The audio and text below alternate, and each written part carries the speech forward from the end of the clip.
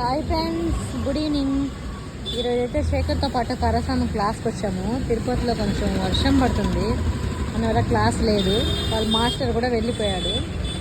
అందుకని so Shekhar gobi mushroom తింటా అన్నాడు. నేను అబ్బు చూడండి, హాయ్ నాన్న.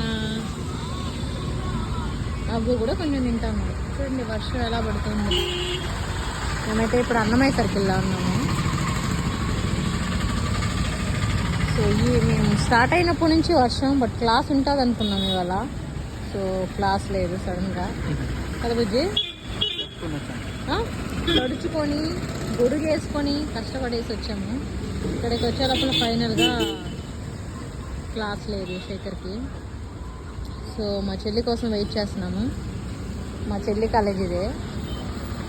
ఇంకొకేసారి తినేసి మా చెల్లిని తీసుకొని వెళ్ళిపోతాం, అంతే కదా బుజ్జి. అబ్బు హాయ్, ఏం తిన్నావు అబ్బు? నువ్వా మొత్తం పూడేసుకున్నావు బట్టలకంతా. ఓ సూపర్ సూపర్. తిను బుజ్జి, నీకు కావాలి ఇంకేమైనా? చాలా okay friends, bye bye, take care.